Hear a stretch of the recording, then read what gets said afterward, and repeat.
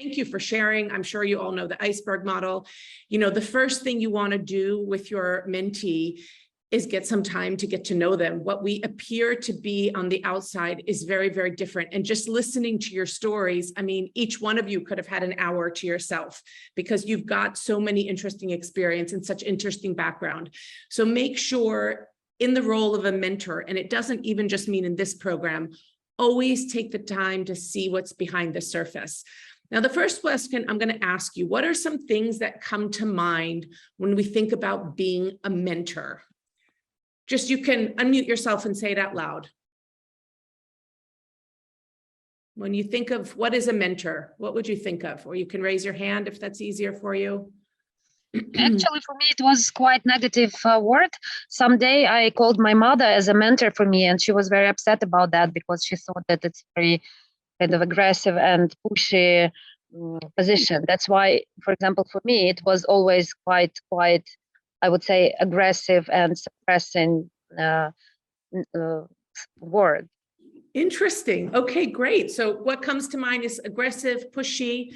Anybody else? When you think of a mentor, what comes to mind? I think mentor and trainer is person who can help you to change. Yeah, to change maybe thoughts, maybe your activities, but help you with changes. Yeah, help you, not do something.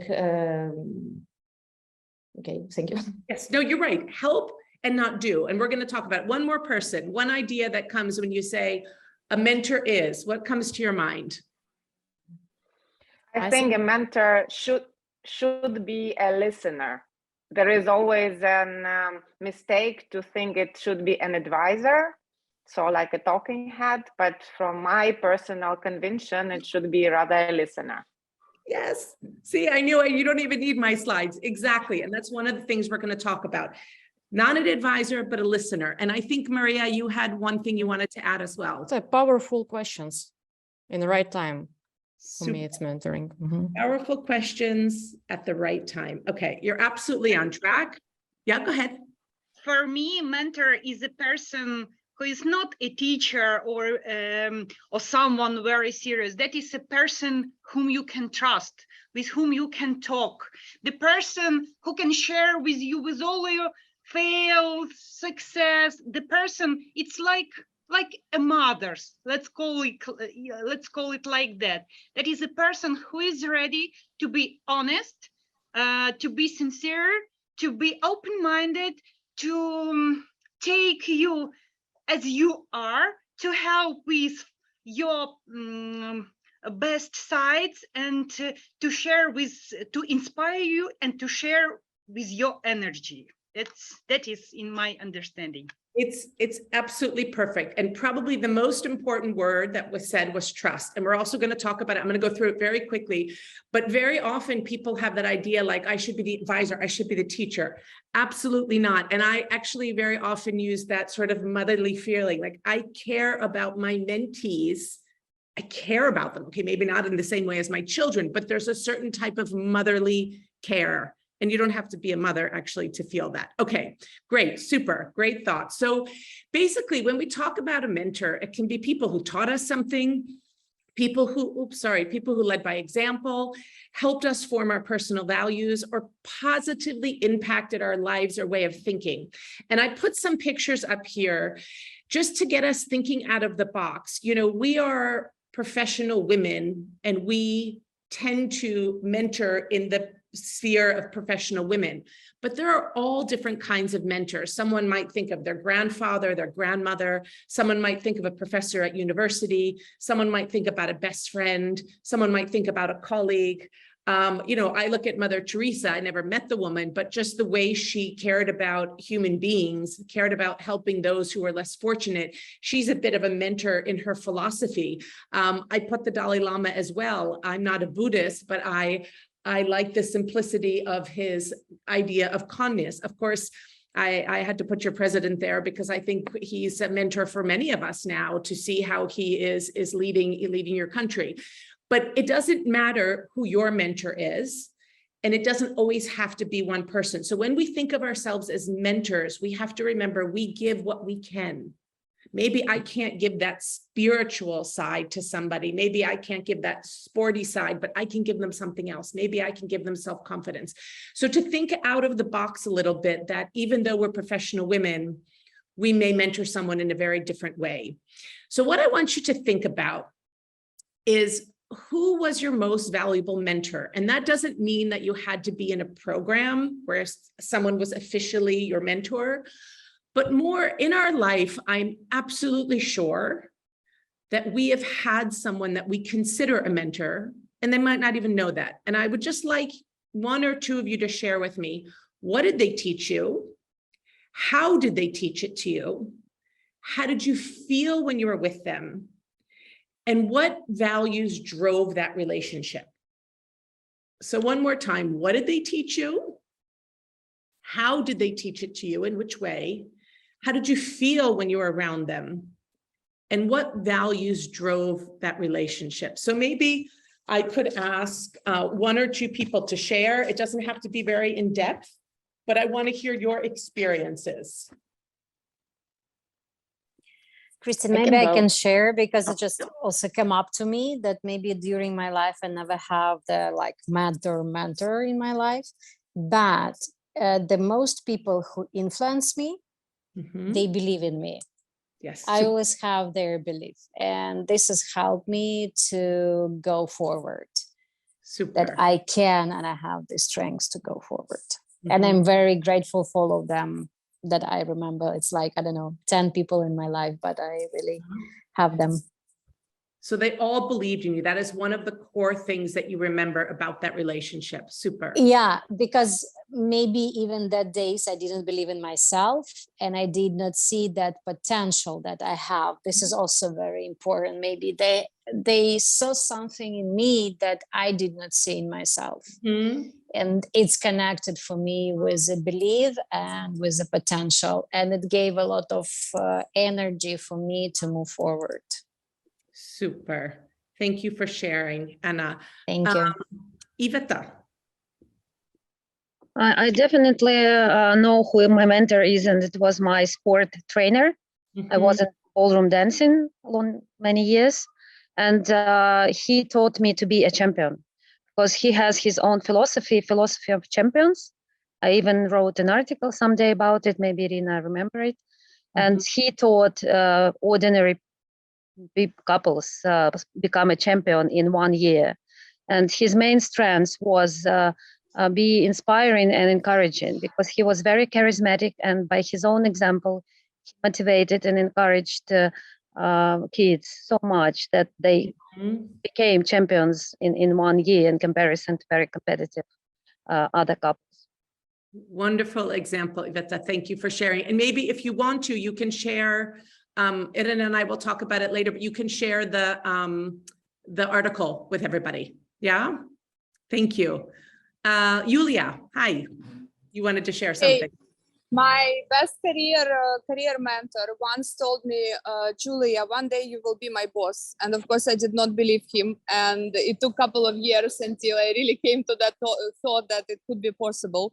And then the best thing he has done to me, he has never gave me any recipe. So whenever I was coming with a question, and I had many, he always was asking a question like, okay, what are the options you are considering?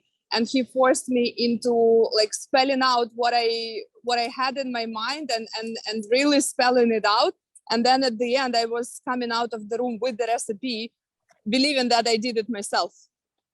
Oh my God, so good. You guys are awesome. I'm going to bring you all to my next workshop. I won't even have to do any work. I'll just have you guys talk. Perfect. Great example. Yulia, thank you. I think there was someone else who had their hand up and I don't see it now. Okay, so what I'm going to do, I'm going to keep moving forward.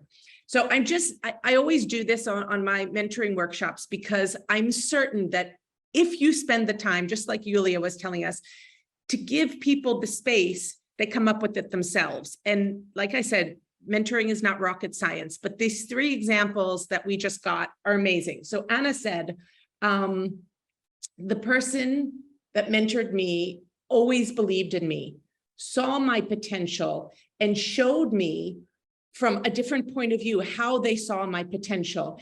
And the person moved me forward. And I was always so grateful that they believed in me.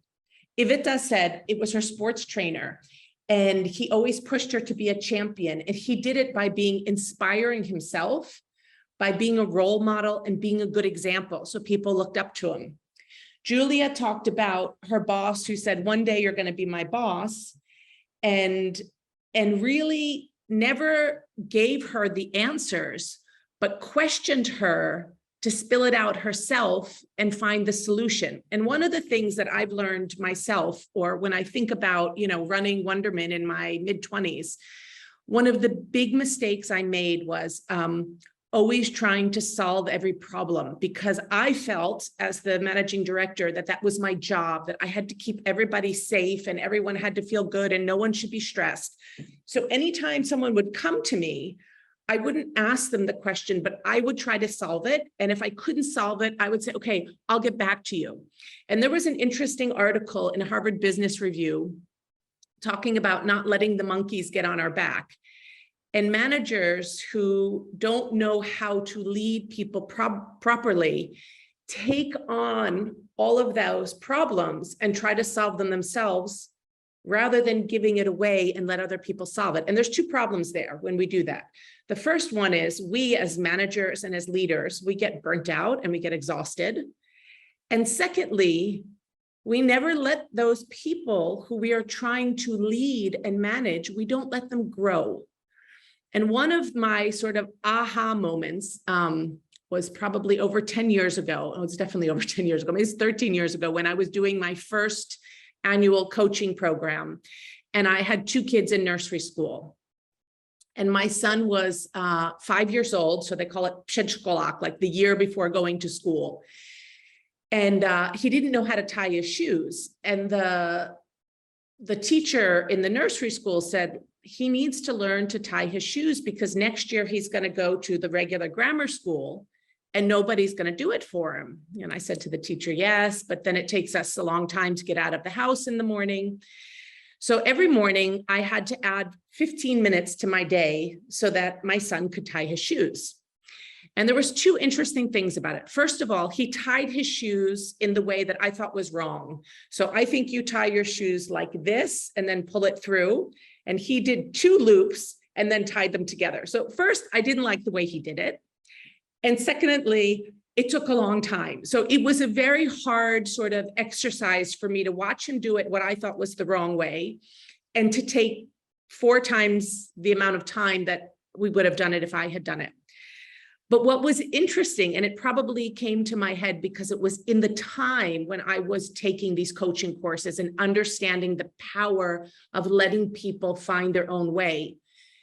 And when he finally tied his shoe, he was like, Mom, look, I tied my shoe. And he was all excited. And I thought, I've been tying your shoes for 5 years and you never cared about it, right? And it was because he had the satisfaction of doing it.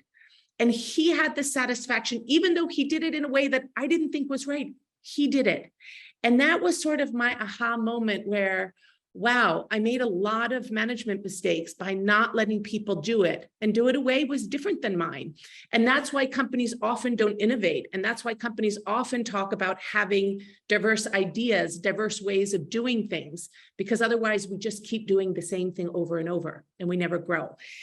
So those are really the important parts of being a good mentor. And I knew that you would come up with them as you shared them.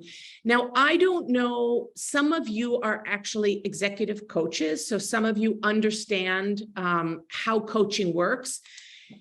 Between us, coaching is very unnatural. It's even a bit strange. It's as a coach, if you really stick to really strict coaching, you are only asking questions. You are not sharing, you are not giving your opinion, you are not giving insights. You are really just listening and sort of paraphrasing back and asking questions to make that coachee discover for themselves. Now, it's a very useful tool, but sometimes I feel that mentoring is even more powerful, because what we can do differently in mentoring is that we can share, we facilitate the exchange of ideas and experiences. So our connection and our trust and our level of understanding can be much deeper. So sometimes I work with women who come in and just start crying and said, I can't manage it all. I can't manage my career and my kids, and I have no life with my husband. And they put it all on the table. And in that moment, I don't say, oh, how does that feel? And what would you like it to feel like? In that moment, I say, I understand, and you're not alone. And many professional women go through the same struggles, just to give them a sense of, okay, I'm not alone. So there, it's where I always have to decide where's the difference between coaching and mentoring. We are not expecting you to be coaches, so you can share and you can ask questions. But there is one thing when you are coaching and when you are mentoring that you should never do. And what is it? Give direct instructions, do that, and you will get that. Yes. I think you shouldn't judge. The first rule, you shouldn't judge. We should definitely not judge, and we definitely should not give instructions. And there's a couple reasons for that. First of all, judging all of the sudden, I feel like, oh, you've judged me and now I don't want to share more. I feel embarrassed. I feel that you don't understand me and I don't feel I can open up. And also, when we try to solve those problems for people, we put ourselves in very dangerous situations. And all of you are professional women. You are all working very hard. And the last thing that you need during your mentoring session is another problem to solve. And when we try to solve it, just as we talked about before, we don't give people the excitement and the value of feeling like they've done it for themselves. But we can also make mistakes. You know, what worked for me in marketing and advertising, 20 years ago is certainly not valid today. I could make a mistake. I could make a professional mistake and I could make a personal mistake. So we never, ever want to advise. And that's one of the most important things that we need to remember as mentors. We can share, but we do not advise. Okay, I'm going to keep going, but please jump in, guys, if you have any questions, okay? If you want to ask anything or share something. So your role as a mentor is not to solve your mentees' problems. It's to support them. It's to help them, and it's to empower your mentee. You can guide them. You can share your network. You can share your contacts. You can give them a hug. You can cry with them if you need to, but you do not try to solve their problem. And it's very important that the mentee owns the agenda always. And I'm going to tell you in a minute a funny story of a really stupid mistake I make, but we make mistakes, right? So make sure your mentee comes with the agenda and make sure that they are the one to be the proactive force in your relationship. And for the protection of yourselves, you're all doing this pro bono. If you are feeling somehow that your mentee is draining your energy, you need to stick up your hand, reach out to me, and we'll work you through it. You should not feel drained from your mentees. You should feel energized. Now, I'm going to share a story because I think we agreed that it's good to share our fuck ups. I don't know if you guys have it in Ukraine, but we have something here called fuck up nights. Believe it or not, that's what it's called. I don't think we could do it in America, but they have it here in Czech Republic. And people get on stage and talk about mistakes they've made in their life. And it's meant to be funny, but it's also meant to be quite humbling experience where we say, hey, we're all human.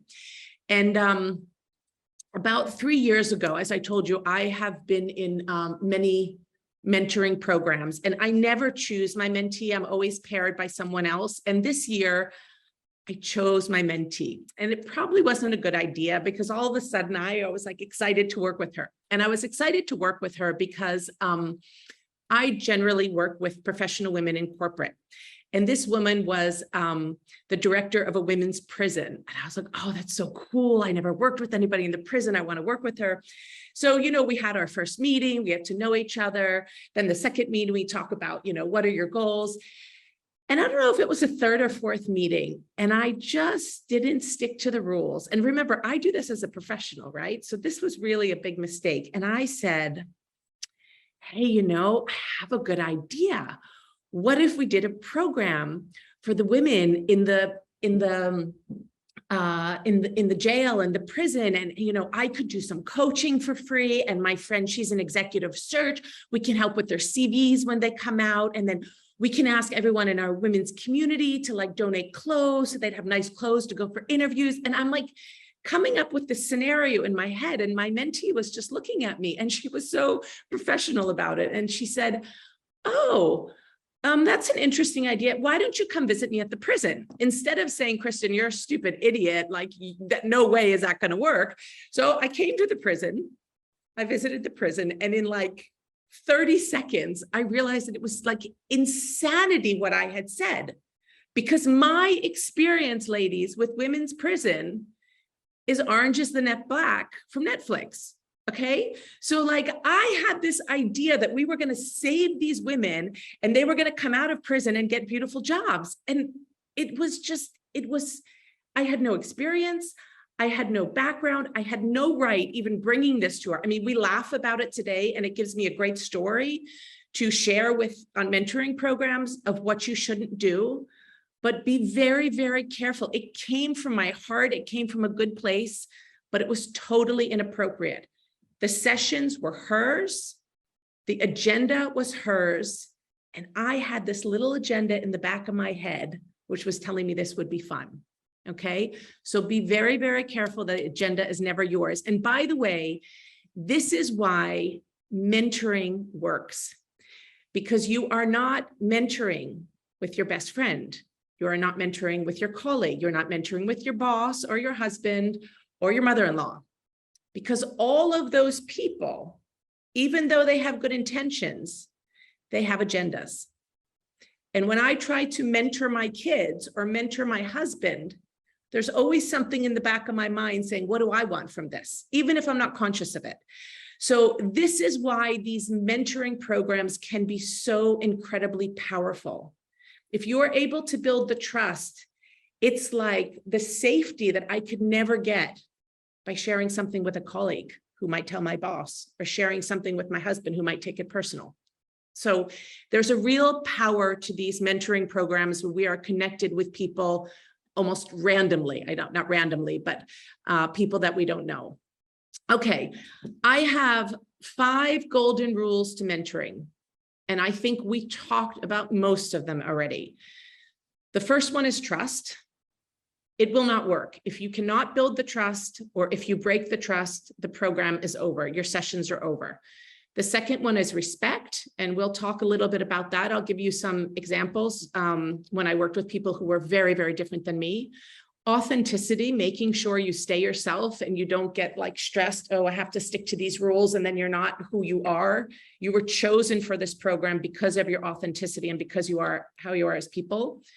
Confidentiality, which is a very, very important topic, and also commitment. So those are the 5 golden rules. When you leave today, and I have the feeling that you all know this already, but just to think about what it means to you. I'm going to share my thoughts on it, but what these principles mean to you. So the first one is, does anybody know the book, 5 Dysfunctions of a Team? I'm just going to see this. You can just put your hand up. Does anybody know this book? Okay, I would highly recommend it. And if you don't actually feel like reading the book, you can go on YouTube, and the guy who wrote it, Patrick Lencioni, he has lots of different videos where he talks about it. He's very charismatic. He's quite humble. I like him. But it's a very good model that can be used not only in your professional lives, but it can also be used in your personal lives. And the concept comes from this.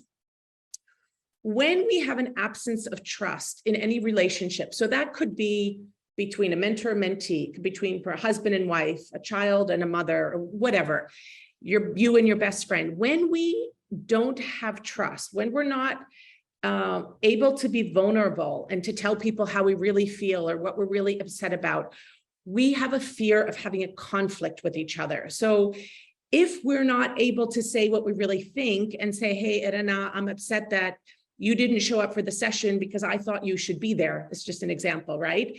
Then what happens is I never tell Irina that I'm upset about something, and I sort of lose my commitment because in the back of my head, I say, oh, Irina wasn't there, so why should I be there? So, you know, in 3 months from now, when we talk about how the program worked, I said, well, you know, you weren't there. And she said, well, I couldn't be there because I had a meeting. And I said, yeah, but I didn't tell you but I thought you should have been there.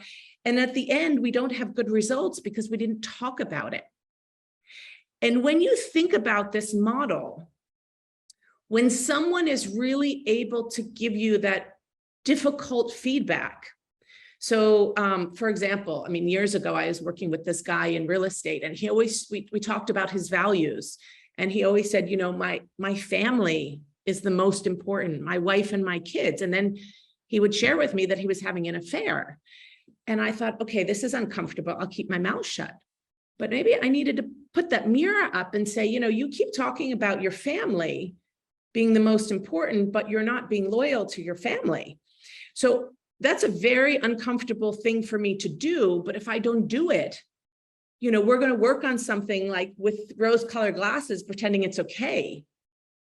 I need to push back and say, are you committed to sticking to your values? And what are you going to do about it? Right? I mean, maybe that was a bad example, but sometimes we need to have those hard conversations with our mentees. Now, I know you only have 4 hours, so you may not have the opportunity to have such a deep dive, but if you are able to build that trust in the beginning, we can be the most helpful people when we share very honest feedback. And, you know, it can't happen very quickly. It takes time to do this. But if you really think about who we share difficult feedback with, it's always with people we care about. And we tell them because we care. And so I think it's an important thing to think about. When do I feel comfortable enough to speak up and say, look, I'd really like to help you, Anna. And that means that I think you have to behave differently in our management meetings because you get very aggressive and people don't want to work with you, right? It might not be easy to tell somebody, but if we want to help them, we will. Okay, I'm moving on, but that's definitely a great concept to have for yourselves in your professions, but also in your mentoring. Okay.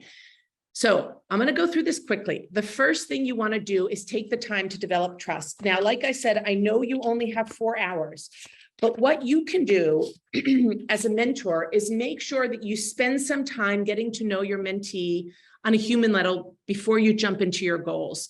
Don't rush it. It's a process. Tell them something about yourself. Tell them something about your family. Tell them what you like to do.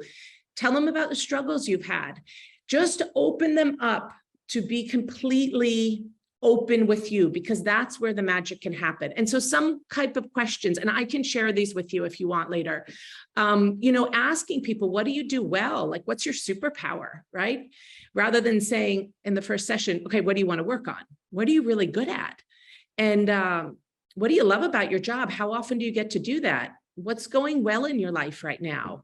You know, what's challenging right now? Now, this is a tough situation because you're all dealing with the war. So you might get sidetracked and you might not talk about professional things. People might talk. I have a Ukrainian woman who's a lawyer who's working for White & Case in Prague, and she didn't want to talk about law. She wanted to talk about that she doesn't have a home to go back to. And she probably never will have it. She's a young woman. She's in her, I think, early 30s, caring for her mother. That's what she wanted to talk about. She didn't want to talk about her law future. She wanted to talk about the feeling of not having a home. And what could she do to feel more at home in the Czech Republic? What do you wish to do more of? What would you like to do less of? How do you like to spend your free time? You know, what stresses you the most? What brings calm in your life? These are questions which open us up. And I'm going to share another story. And the reason I'm sharing stories with you is because you're all clearly very high level professionals. So this is pretty easy, but I'm going to give you examples of how this works in real life. I was working with a Czech woman who was living in New York City. And she is a lawyer, and she's data privacy lawyer. And so I don't even know much about her job. So I was asking her lots of just different questions. And she wanted to work with me because she got a job offer to work in Dubai. And she needed someone to help her make that decision, which wasn't her husband or her mother or whatever. So we started talking about it, and we're on the phone. And then, after we talked about, the salary and what the job position is and when she'd have to move and where she's going to live, I just said to her, what do you like to do? And she said, well, what do you mean? I said, well, what do you enjoy to do? And she said, well, I like to make people laugh. And I said, oh, that's interesting. I don't know how lawyers do that. What do lawyers do to make people laugh? And she said, well, on the weekends, I go for a stand-up comedy course in New York City, and I learn stand-up comedy. And I really enjoy that. And then she had this nervous laughter. I mean, I'd never met this woman before, and we were on a call. I couldn't even see her. And then all of a sudden she goes, I don't want to be a lawyer anymore. And I was like, okay, what would you like to do? She's like, I want to be a comedian and a writer. And she started laughing more. And she said, that's crazy, right? And I'm like, Nora, I don't know. I can't say if that's crazy, because what do you want? And this started our 2 years of working together, because Nora had this deep inside of her for a long time and felt she could never share it with somebody, because her husband would say, that's crazy. You're the one, paying the bills. Her mother would say, you have your law school. Everyone would have the reasons why. And because I was that stranger on the other side of the phone who was opening her up, some magic started to happen. And so we spent the next 2 years working together, because I'm a corporate coach, which means I also have to think about, what's good for the corporation and what's good for your reputation. You can't just walk out and burn bridges. So we worked she had to get her green card in the US. It was a process. And the first thing we did was we discussed what she doesn't like to do at work and what's making her miserable to wake up in the morning and have to go to work. And we started making little changes, what work can you hand off and what work would you like to do? And what came out of it was she became much more innovative, and she started coming up with these global training programs that were super funny. People she started incorporating her, her comedy into it so that people would actually listen about data privacy. And in the end, there was so much praise from the management team in the company, because she was changing the culture. And so just allowing her to think out of the box and think, yes, it's possible. What do you need to do? What would that look like? And give her that space to come up with these crazy ideas. And it was such a magical thing, because it was so, I didn't even necessarily want to work with her because she was a privacy officer. She didn't want to work on a call. She didn't want to have a Zoom call or a Skype call. So we really just worked over the telephone. I couldn't even see her face. So just asking those questions. So when you have your first session with your mentee, get to know her, get to know what she's about, see if you can have some spark. And if you can do in person, great. If not, have that video screen on, because you can see people's eyes light up when they talk about something that they're excited about. Okay. I hate that I'm talking to myself. Any ideas? Anybody want to share? Any thoughts? Julia raised hand. Yes. Okay. Julie, I think that's from before. Julie, is your hand raised? I think Julie has it raised from before because she was walking on the street when she was sharing. But anybody, just unmute yourself and jump in, okay? Yeah, I'm sorry, I just didn't put it down. My fault. Hey, that's what I thought. No problem. No problem. Christine, I can share because Okay. majority of people here know that 3 years ago I sold media business, and actually the decision was empowered by my mentor. Because when I arrived to one New York-based program with business plan and strategy with development, she looked it through and instantly commented that if there is an option B for my career development. And she actually made me speak out things that were hidden inside, but I was not brave enough to accept it. That I became much more than that business, and it's time to make a different step in my career. And she supported me. So while all of the girls were writing plans of their business development, I was writing an exit plan and I implemented it within 9 months, even before the deadline. One more experience occurred to me during the war, because when I fled the Ukraine and was absolutely broken and willing to do nothing, one of my mentor, she insisted on my application to International Women Fund scholarship. And I was telling her, Kristen, please leave me alone. I'm like, I have no energy. I can't contribute to the community, and I don't have nothing to. I simply don't have any energy even to write the application. And she told me that she knows that this is what exactly I need right now, although I might not even understand it. She organized a meeting with me and one Syrian refugee female who survived the experience I did. And she like controlled me every week for me to submit this application. And now I won the scholarship. It's $30,000 worth. And I will spend a week in INSEAD and Harvard. And now I'm grateful.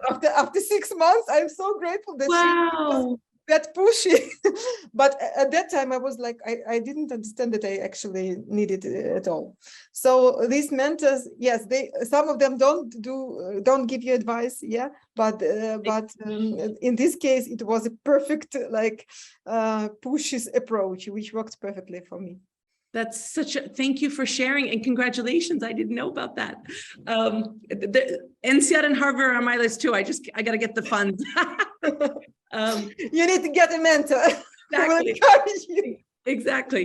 But it is, I try to explain to people, like you have to feel when someone needs that kick in the ass, you have to feel how much you can push and how much. And I think, you're all have so much experience, you will feel that. But yes, sometimes, like somebody said earlier, you have to believe in them. Look, you can do this. You can do it. I know you can do it. I know it's going to be hard. Show me your application next week, right? So you have to feel when it's appropriate enough. But thank you for sharing. And when we're offline, I want to hear more about it. Yeah. Okay. So that's the first thing about building trust. It is your job to open up and to open them up, because we are in the position as the mentors and we have to make them feel comfortable. And if we open up and we ask questions, they'll do it. The second one is, how do we show respect? Well, we really just listen, and listening seems like such a simple thing to do. But there's a really good book called The 7 Habits of Highly Effective People. I'm sure many of you have read it. It's a very old book written by Stephen Covey. But he has a very good quote in the book, which says, most people do not listen with the intent to understand. They listen with the intent to reply. Now, that's not a bad thing. That is just human nature. That is how we work. When you're out having a beer with a friend or having dinner or having coffee with someone or at a work meeting, you want to be intelligent, you want to be engaged. So as they're starting to say something, we very often don't listen till the very end because we're already thinking about our response. So one of the things we can do as mentors is think about how we listen. And there's 3 different levels of listening or type of listening. One is called listen to win. And that is generally people who are quite competitive, maybe who like to debate, who like to be the center of attention. And again, it's not a bad thing. Clever people like to listen to win. I say something and they say something more clever, or I give some information and they fix my information. They have something more valuable. Then we have people who like to fix. Now that is how I lived for very long, especially when I was a business leader. I wanted everyone to be okay, and I wanted to fix everything. And I actually thought it was my duty. So if Iveta came to me and asked or was sharing with me something that was going on, I would immediately say, okay, Iveta, maybe you could do this and I can help you with that. And let me connect you with someone. But Iveta might say to me, Kristen, I just wanted to share with you. I don't need you to do anything, right? She didn't ask me for help. So what we want to do as mentors and as leaders and as friends and moms and partners and whatever, we want to listen to learn. And when we listen to learn, we paraphrase, we say, okay, Iveta, you said this, did I understand it correctly? Or I don't understand the situation, can you tell me more? Or I can say, and how does that make you feel? And how would you like it to be different? And what are some options you can do? And I spend time on the topic that you're sharing with me. I don't automatically get to the next topic. I dig deeper to learn about it. And this is where, as a mentor, as a coach, I am so grateful because, and someone else said it earlier on the call, I learn the most when I'm with my clients. I learn the most when I run a workshop, because I have learned not to listen to reply, not to win and not to fix, but to learn. And so in that time, my brain works differently. To be honest, I don't think I do it when I'm out with friends and I'm having dinner at home with my family. But when I'm working and when I'm mentoring, I'm so completely focused on what the person is asking me, and I'm taking notes, and I don't have my cell phone and I don't have my computer, and I'm completely focused on that person. And I can remember sentences that people have told me years ago because I was completely focused. And it is a skill, and it does take some work, but everybody can listen to learn. And that's what we want to do as mentors. So how are we going to, you guys, if you have questions, just jump in because I can't see your hands up right now. If you want to share something, just unmute yourselves and speak up. Moving on to being authentic. One of the things that help us is if we have clear expectations from the very beginning. So like in Czech language, we have fikat and vikat. So like dobrý den or ahoj, or like there's an informal and formal way of speaking. That's one of the things you should discuss in the beginning. How, I don't know if you have it in Ukrainian, like that you speak informally, but sort of set the pace. You know, if you say, look, we have 4 hours together, but what would work best for me is that we have 8 half hours, or we have two 2 hours, or what would work best for me is if we do it at night when I'm not in the office, or I don't know, whatever it might be. And make sure that you agree on, you know, can your mentee contact you? Can she email you? Can she text you? Because what you don't want to do is be annoyed because you weren't authentic and honest. You might want to say right in the beginning, look, I want us to be honest with each other. I need your feedback after every session. Whatever it is, whatever your needs are, please be open about it. I was working with a mentor a couple of years ago, and he wasn't tough enough on me. He was very nice, and I needed a push. And I said to him, I said, Adam, I really need you to push me a little more, because if you don't push me, I'm not going to do it. And I had to be authentic, not to try to be nice, to tell him what my needs were. And also, you know, you might have some challenges yourself. This is a tough time for everybody. So if you have some lack of flexibility, if you have change in schedule, let them know what that might be. You have small children, you have sick parents, you're traveling.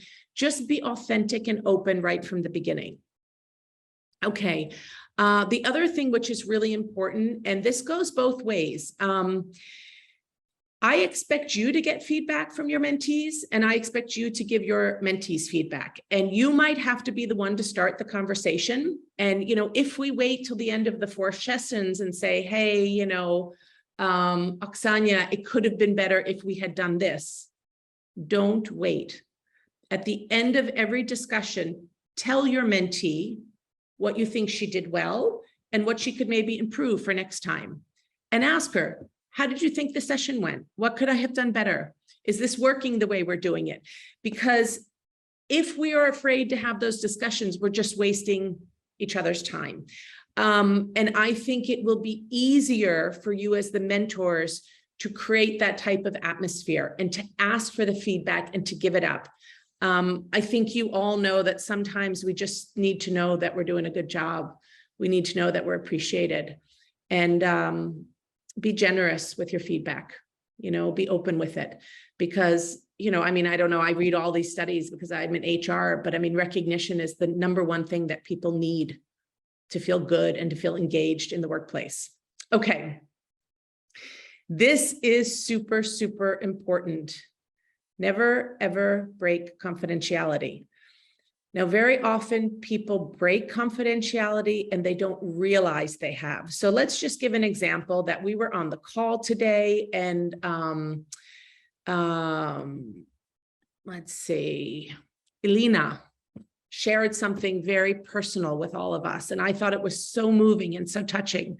So what I did was I shared it with one of the women on European Women on Boards. And I said, we had this session and Elena shared this. And you know what, why don't you reach out to her? I think maybe you guys could connect.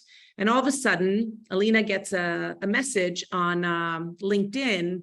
Hey, Kristen told me that this happened to you, or you're in this situation, and I'd really like to help you. And Elena thinks like, what the hell? I shared that with Kristen during our personal discussion. And that was very private. And I didn't want to share that with anyone else. And I don't know who this woman on European on Boards is. And I don't want anybody to know that.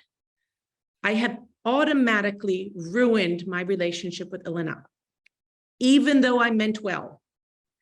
So what is super important, if we want to share, if we want to connect, if we want to bring people and have them share, we need to get permission. Please don't forget to do it, because once the trust is broken, we cannot make the mentoring work. Okay. Also provide a space, a safe space for sharing. One of the things, one of the things that we can do to show that we're committed is right in the beginning, talk to our mentee about how we're going to set up our meetings. This is really the job of the mentee, but you might have some restrictions as well.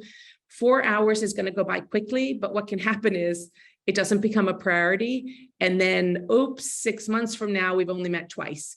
So just when you meet your mentee, say, when do we want to do it? We want to do it once every 2 weeks, once a month. What would be best for you? Once a week? If you need to cancel a session and I make this mistake, I say, yeah, okay, I'll get back to you next week. And then I forget. And then it's a week later and a week later. Mentoring helps when it has some momentum. Share your network, share your material, share your contacts, make it personal.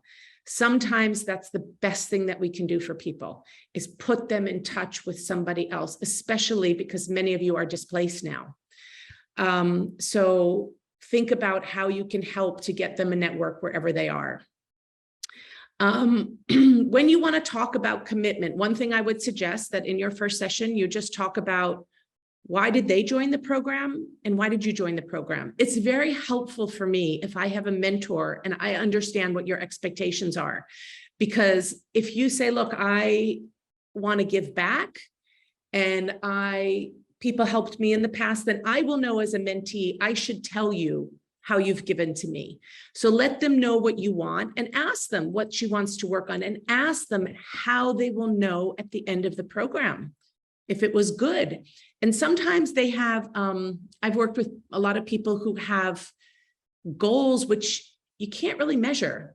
People who say, I want to become more self-confident. So spend the time to ask them, well, how will you know if you're more confident? How will you know if you're less sad? How will you know if you have less anxiety? These aren't things we can measure. So ask them. Let them do the hard work to explain what it's going to be when they know they've improved. I think all of you know SMART goals. This is just important as our job as the mentor to make sure that they're working on something that really is valuable. So one thing I do a lot with people when they talk about something that they want, okay, so I need a new job, I need to change my career. I might say, okay, so what does that look like? What might that look like in 1 year? How would you feel if you did that? What would change around you? What would change for you? And let them really envision it. Spend some time to think about how I look and how I feel when I've actually achieved that. Okay, so your role as a mentor is to guide and empower your mentee. We are helping them reach their potential. We have to set the tone, because we are the mentors, so it starts with us. Help your mentee identify their talents. That's my favorite part of mentoring. You know, sometimes people come in here and they share and they don't see that talent they have. And I say, like, do you realize that you're really funny, or you're really clever, or you're really quick, or you really, and they're like, oh, really? And, you know, you tap into something because we see them freshly. And that is so fun. I always say it's like being a, anthropologist, you know, like digging through, and then all of a sudden you find something old, which, you know, you've just discovered, but has been there all the time. Help them create a roadmap. One thing that I think is helpful is for people to leave with something they're going to work on until the next session. So, hey, you know, Ed and I really want you to apply for that. And Ed is saying, I don't know. I say, okay, what I want you to do for our next session, I want to make sure that you at least read it. I want you to read the application. Next session, I can say, okay, fill out the application, and then I want to take a look at it, right? So have them do something in between and try to be as enthusiastic. Sometimes we really just need self-confidence that someone believes in us, that we can do this. Okay, so one of the things, you know, if for some weird reason the chemistry doesn't work, you need to come back to Irina or Daria or Elena and talk to them about it. It is rare that it happens, but sometimes there can be a conflict of interest, that you're working in the same industry, you know someone the same. If that happens, please let the ladies know, and they'll help them. They'll help you about it. And let us know, you know, it does sometimes happen that people sign up for these programs and they have one session and then they go silent. And then our mentors feel bad, like, okay, I didn't do a good job, or I'm annoyed because I've given my time. We don't know what the people are often going through. They might be going through something that they haven't been able to share, or they're very sad about, or they're very, I don't know, depressed about, or whatever it might be. Reach out to us and let us know, and we will do our best to help you. But please don't take it personally. It does happen, and 99% of the time, it has nothing to do with the mentor. It has to do with the mentee. So I went through it quickly because I know that you all have really quite a lot of experience. What would be helpful for me now?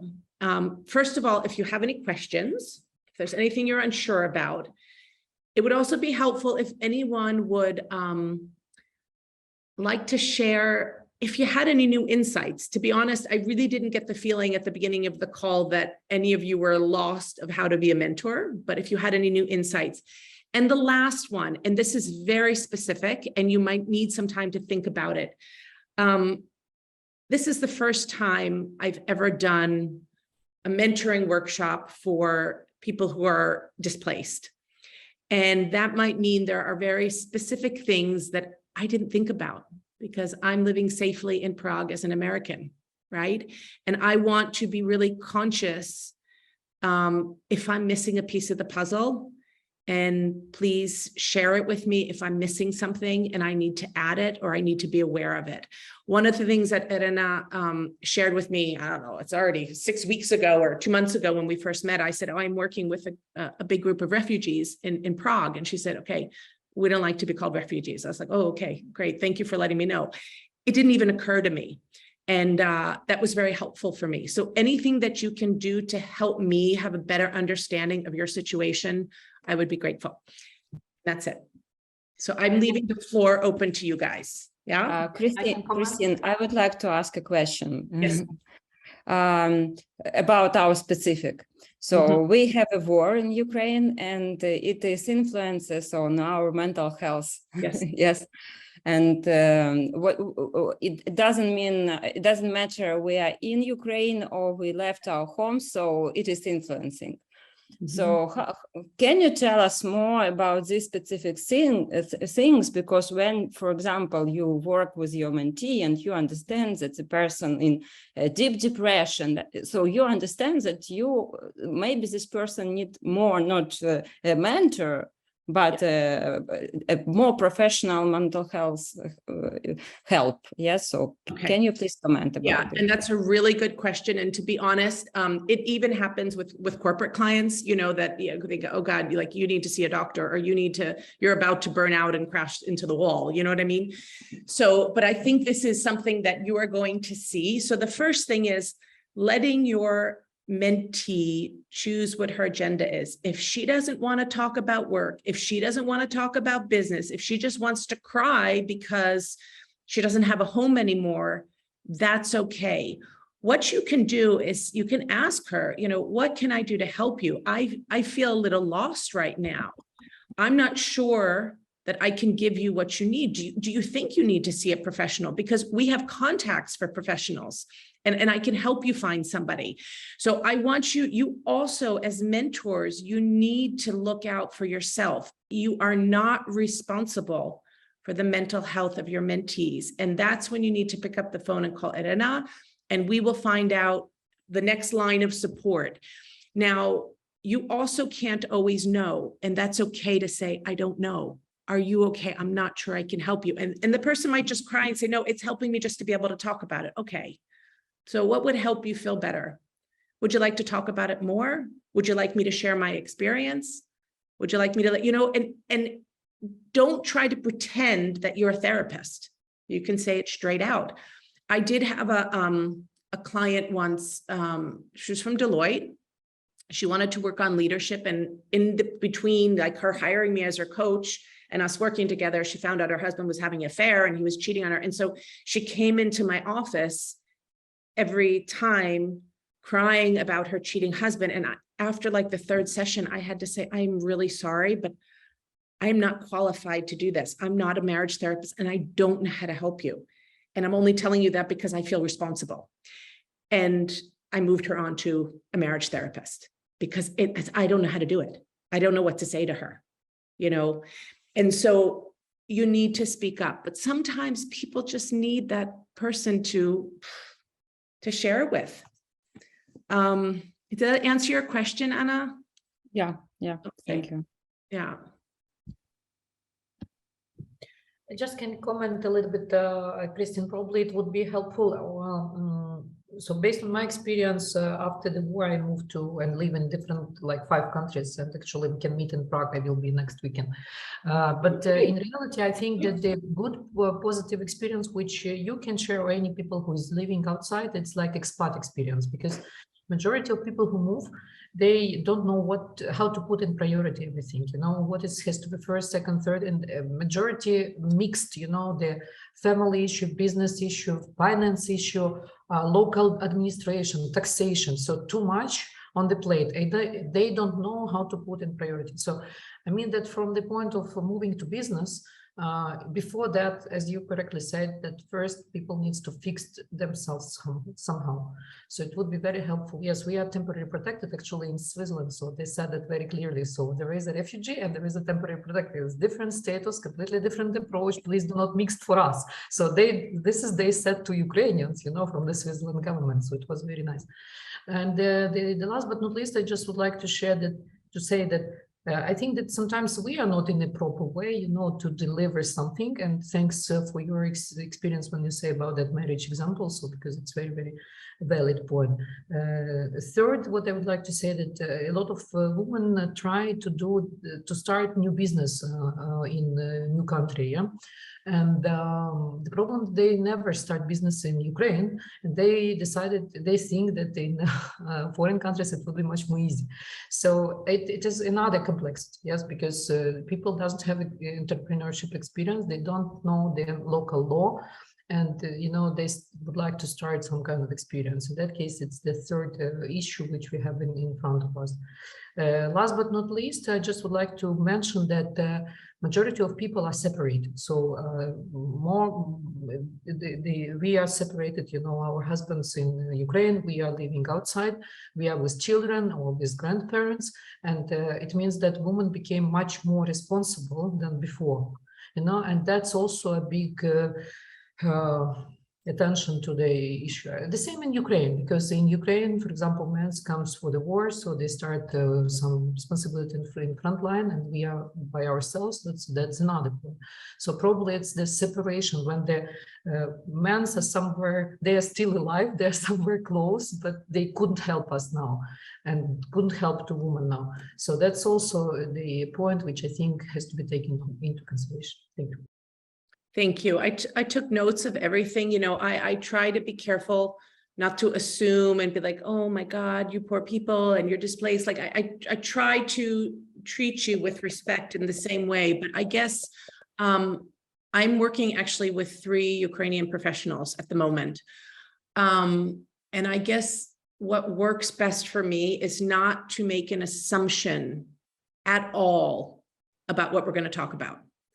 Not to lead the conversation one way or another. I told you the woman, the lawyer that I had in here, you know, I didn't know what she wanted to talk about. And the theme was really like, I don't have a home and I need to start making a new home. I have to accept that this is my new home. And so the discussion wasn't like, okay, so what are you going to do about your job? It was like, what would make you feel at home? What would make you feel like you have a home? What would give you security? So I stayed on the topic she brought, even though she came to me through HR at White & Case at a law firm.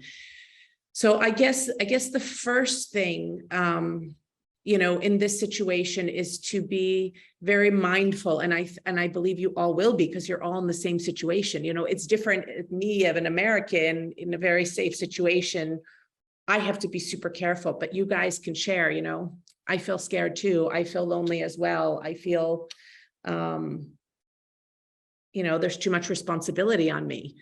One thing that I didn't mention, and I probably should have, is silence is really difficult, but sometimes it gives people the space to think about what they actually want to share.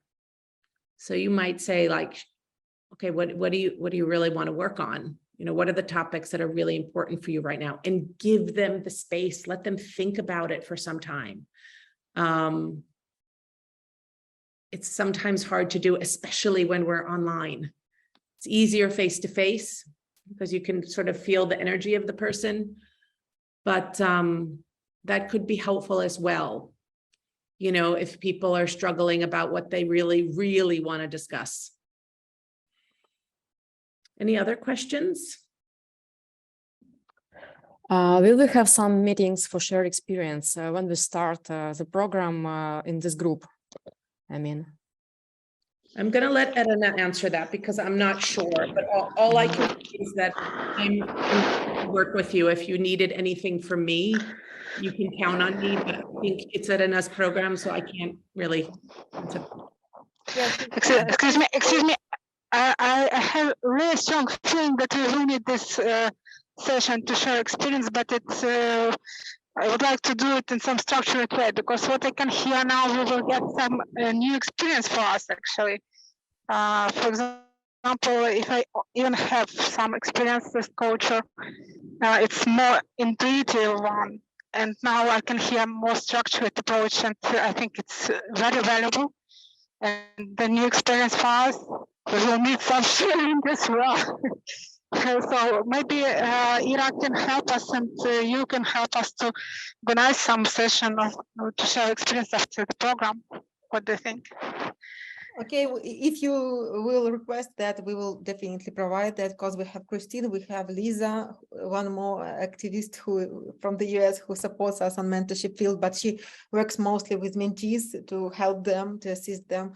And we have one more local expert who is also available if we invite her to contribute. So once you feel, we will come up with a kind of survey, and once you feel you're ready, we will organize it.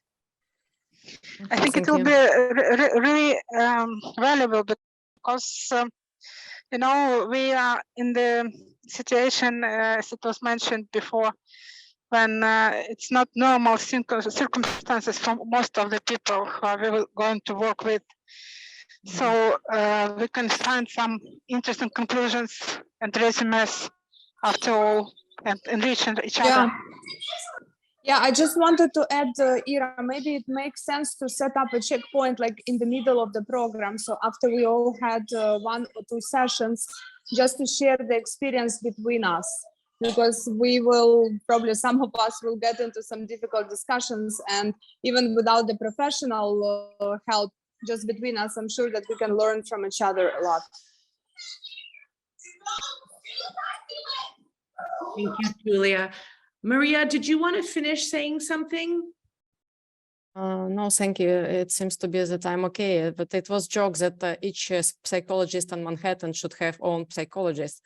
And maybe during this program, we will also need some mentor for us after this. That's for sure. By the way, I have one more mentorship program open for those women who are currently out of Ukraine. So I will send you the link and you can apply, and I will connect you with, we are developing such a project with European women on boards. This is how I met Christine. So you're more than welcome to apply, and I will select a mentor for you as well. Yeah, Ira Thank helped me a you. lot. Thank you. I'll do it for sure. Thank you very much. So ladies, I know that our time is coming to an end. I want to be respectful that it's quite late for you. I think you're, some of you are way ahead of me. But I wanted to thank you for your sharing, your energy. I mean, I hate to put people in boxes, right? Like, Americans are a certain way, Ukrainians are some way, but like your energy and your power, I'm like, holy shit, like you guys are like a group of powerful women. And I really, really enjoyed it. And I was like really impressed with, I mean, I have quite a few Ukrainian friends in the Czech Republic, and I always think like, oh my God, Ukrainians, they're the hardest working people I've ever met in my life. And you just confirmed that to me 100 times over. So very impressed by all of you. And of course, from a personal point of view, I'm so sorry for all of the challenges and difficulties and sadness and losses that you and your family and your country is going through, and my heart is with you, and I'm here to help or support in any way I can. And you're strong women, so I know you're gonna lead the way. So it was a real honor to work with you today. We are gonna I'm gonna have Olena is gonna send you a very short feedback. It's anonymous. It would be very helpful for us to know what we did well, what we could do better, what was useful, what wasn't, because everyone's time is precious. And the last thing I want to do is waste anyone's time. Yeah. So, sending you. We'll have one more meeting. It will be the same, but the participants will be different because not the date didn't suit to everybody. So, but if you wanted to have a look who is on that community, you are more than welcome to join. Text me and I will share you the link to the next meeting. Thank you, Christine. Sending you all big hugs, lots of love. If anybody is going to be in Prague, you can find me on LinkedIn and come over to my house for dinner. We'll go for a drink or a coffee or a beer, whatever you want. I would love to meet you. So you're welcome to reach out to me.